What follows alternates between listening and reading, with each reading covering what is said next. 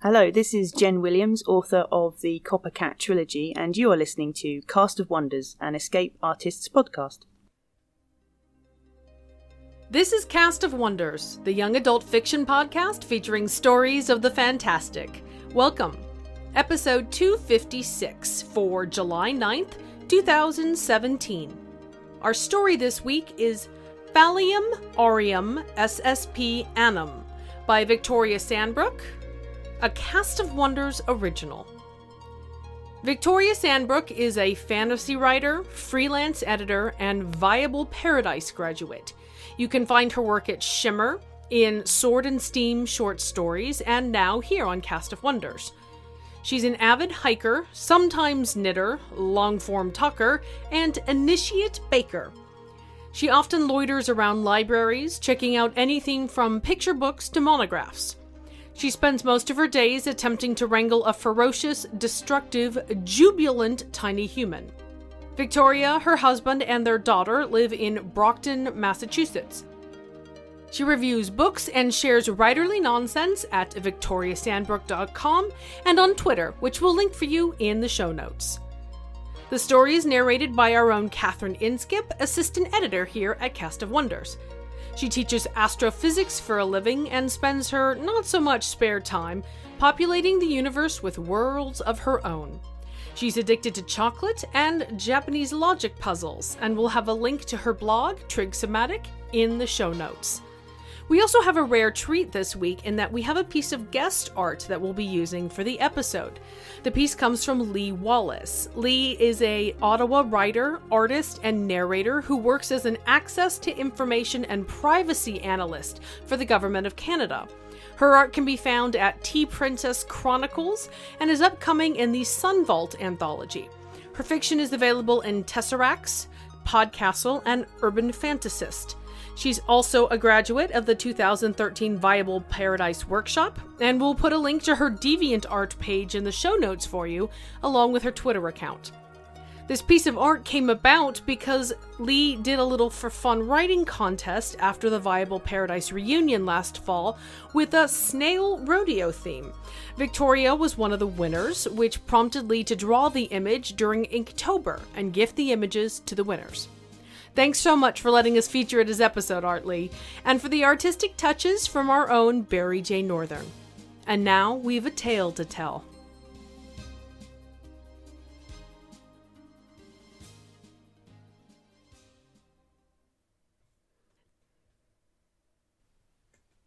Phalium Arium SSP Annams by Victoria Sandbrook.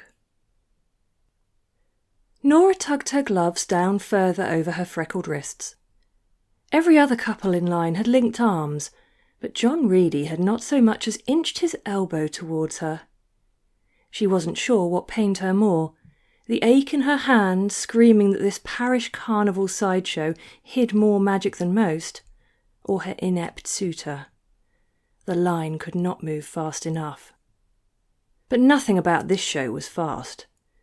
Patrons shuffled between intricate though fraudulent displays, palm-sized peacocks with visible clockwork, chicken-sized dragon eggs wiggling as a hidden steam boiler hissed, monkeys that might as well have still had their old organ grinder parts attached.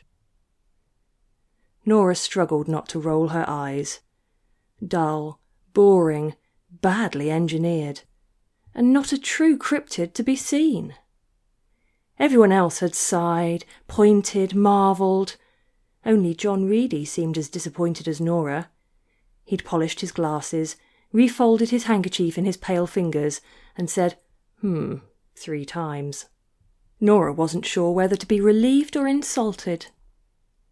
She told herself the parish grandmas would be too distracted by the fact that Nora Sullivan, the strange one, was spending the afternoon with a young man to remark on how badly it was going. Her parents had been relieved, too agog at the polish on his 2-seater motorbike to comment on the outfit Nora had chosen. Any other day they'd have looked at her knickers, tweed jacket and cloche atop her plain brown bob and sent her back upstairs to find anything else. But John Reedy was a nice young man, from a nice family. That seemed enough. It mattered little to Nora that they'd never spoken more than cursory hellos before he'd extended the invitation to take in the sideshow. She'd needed an excuse to visit the fair, and he was as good a one as any. And now she was, by her fingers tingling, very close to knowing just what magical creatures were trapped in the shadows. Nora's heart skipped a beat as she stepped into the next room's pulsing phosphorescent glow. She craned her head around the couple before. The first pedestal bore a tall cylindrical tank in which independently luminescent bubbles slid past each other in every direction. Their plaque read comb jellyfish. She had never seen a jellyfish before, and she could feel that these were real. The 8 coalesced beneath her nail beds. Her hands flexed in discomfort. They pulsed with magic and light, but they were behind glass. She could not rescue them if she could not touch them. The second pedestal supported a small, square corral. The corners descended into puddles, and the middle lifted into a small hill. It was all bounded by a laughable picket fence. The label claimed they were sea snails. How humiliating. Even if the gastropods hadn't been avoiding the water, any patron should have known they were anything but sea snails. They glowed and flashed in every colour possible, calling coded messages across the arid expanse to which they were confined. Could no one sense their fear, their loneliness as they trudged against gravity and friction toward each other for comfort? If only she could help the jellies too. No cryptid should be bound in malice for mere ticket sales.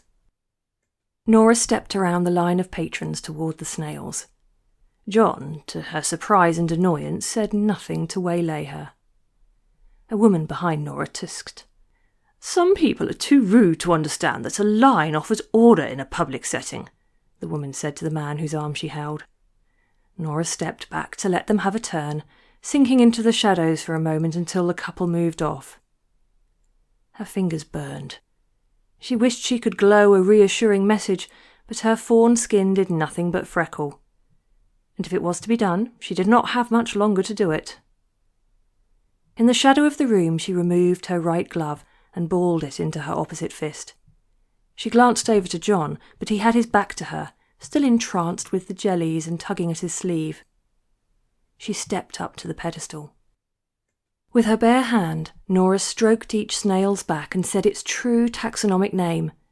Their colours sped up, happy, hopeful, elated. She opened the corral gate.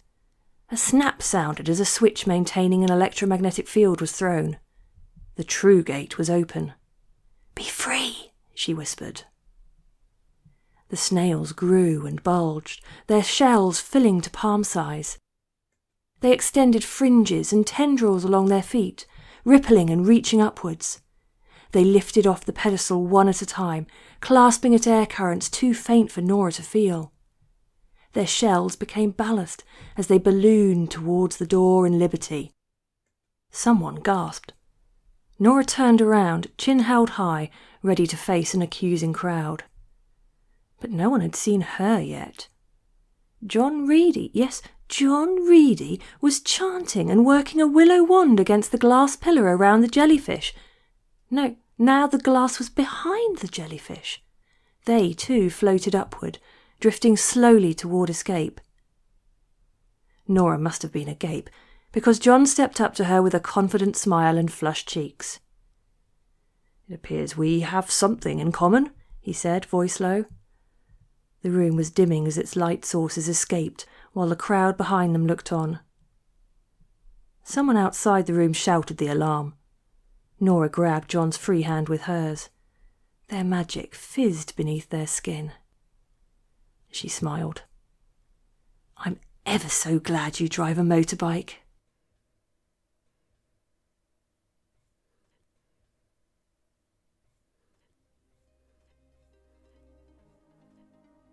Victoria wanted to dedicate this story to the memories of Noreen Patricia Sylvian Flynn, John T. Flynn, Shirley Scamp Reedy, and Michael J. Reedy.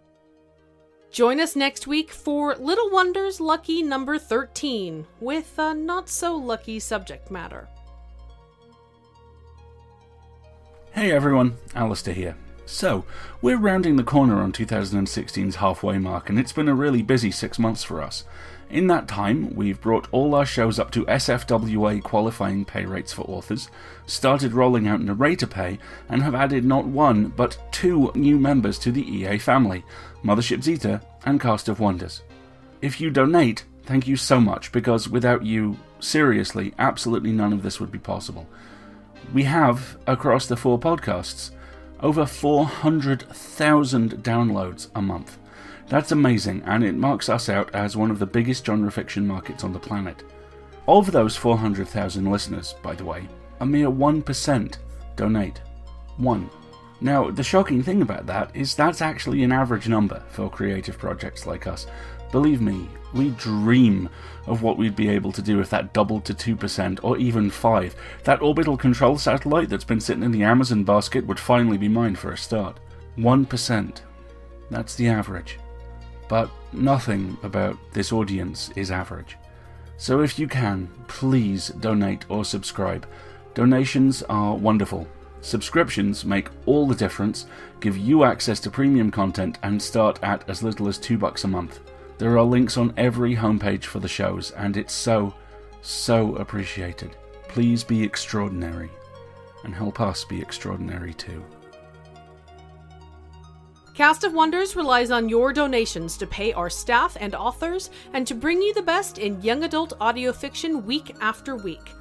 If you've enjoyed this story, please consider making a donation. You can use the PayPal button on our website, or head over to Patreon, where we are thrilled to announce the first goal has been met, and thanks to generous donors like you, Cast of Wonders is now able to pay our narrators. Every amount helps, even just $1 or $2, and earns you, as always, our heartfelt thanks. You can share your appreciation for this story by leaving it a review on iTunes or wherever you get your podcasts. Share the episode with your family and friends, and come discuss it and all manner of other things on the EA forum, forum.escapeartist.net, where throughout the month of July, voting is taking place on the Podcastle Flash Fiction Contest. We're also at Cast of Wonders on Twitter. Come and say hello. Cast of Wonders is a production of Escape Artists Incorporated and is brought to you by the creative team of assistant editors Danny Daly and Catherine Inskip.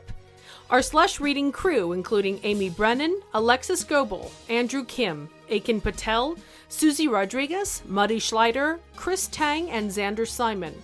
Our audio producer is Jeremy Carter, and I remain, as always, your humble editor and host, Marguerite Kenner. Our episodes are released under the Creative Commons Attribution, Non-Commercial, No Derivatives 4.0 International License. That means you can share the episode or download it on any device you like. You just can't change it or sell it. Our theme, Appeal to Heavens, is from Alexi Nov of MusicAlley.com. Thanks for listening.